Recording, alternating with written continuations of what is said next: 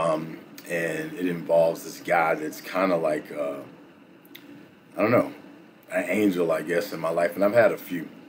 And this one guy, Will, let's call him Will, and his name actually is Will. And I met him about 4.5 years ago, and I met him in this like random situation. I was praying and meditating and trying to just get my mind clear on where I thought I was headed next after seminary, and I was thinking that I was going to get a job, somewhere in a corporate capacity, and I was at the airport in Denver. My wife and I had come out here. We were trying to find a place. We didn't have jobs, and we are just thinking, hey, we're just going to figure this out. But we felt like we were being called here. We weren't 100% certain. So at any rate, my wife flew home back to Massachusetts, and I actually was flying from here to California for an interview with a startup company. And I was sitting there waiting. I had about a 2-hour layover for this flight, again, this interview. So then I'm sitting there and I'm talking to God, and I'm just close my eyes. And at some point, I saw myself with two cell phones in my hand. And I thought to myself, like, why did I see that two cell phone imagery in my head? And then I had my phone plugged into the outlet, just charging while I was sitting there at the airport. And I had to go to the bathroom. So then I said, okay, let me go to the bathroom. And I thought to myself, oh, I should probably grab my phone. And then I decided I would just leave it there and trust no one to steal it.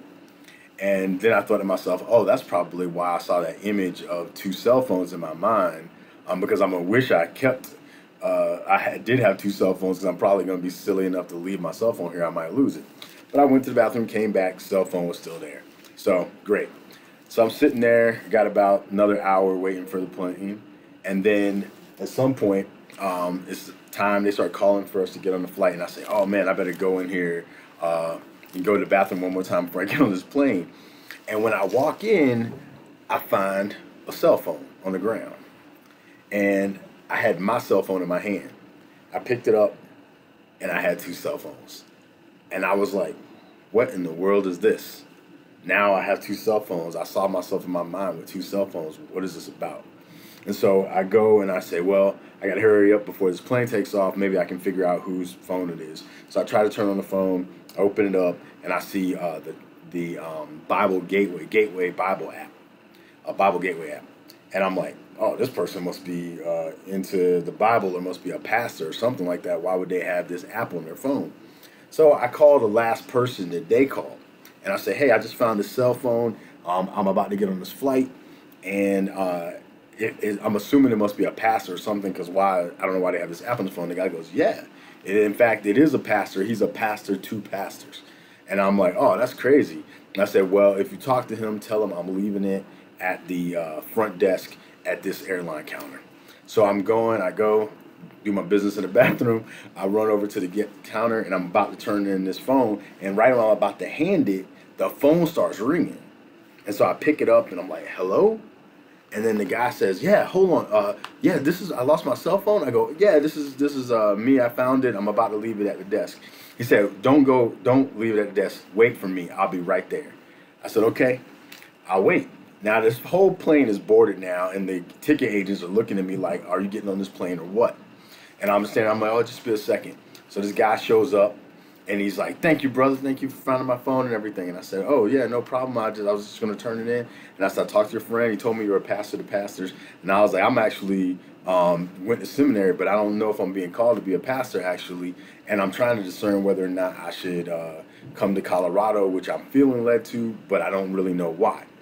And he said, well, let's pray right there in the airport. So he myself and his wife all prayed, got in a circle, prayed right there in front of the ticket counter, and the people are looking at us like, what is going on? So we're getting in a circle, and he's like, God, I just pray over this person. And he's like, what's your name again? Pedro. I pray over Pedro, and I pray that if he's called to Colorado, may every door open up for him to get here. And if he is not called to Colorado, I pray that every door slams so hard that he gets knocked right to where you're calling him to. And so that's his prayer for me. And I'm like, all right, cool. pray, go to the interview in California. It's a good interview, but funding kind of didn't work out for the startup, so I didn't go there. Weeks later, I get this call that I find out that this church where I am right now is looking for somebody suddenly. Long story short, I end up here. And but before that, I should say that me and this guy, like the people were annoyed that I was taking so long to get on the flight. Then they saw us hugging, and then they were like, "Why are you guys hugging?" They said, "Oh, you saw a long lost friend or something?" I said, "I know, I never saw this guy in my life." And then she said, "Why are you hugging him?" I said, "Oh, we're Christians."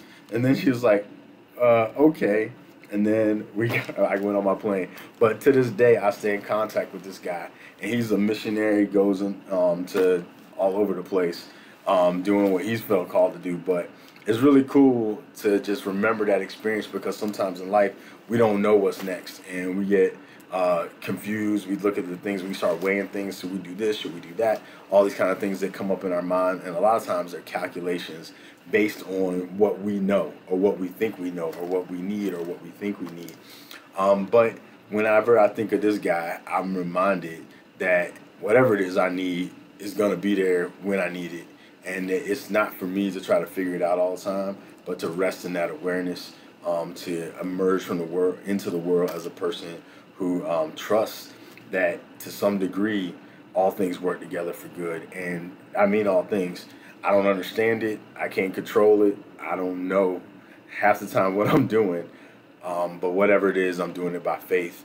And I'm just grateful for angels that have shown up in my life to remind me of that when I start steering or going in my own way. I'm grateful to be called back by people who care and who are not afraid to live by faith. So that's the thing for today. Hope you got something out of it, and know you're cared for.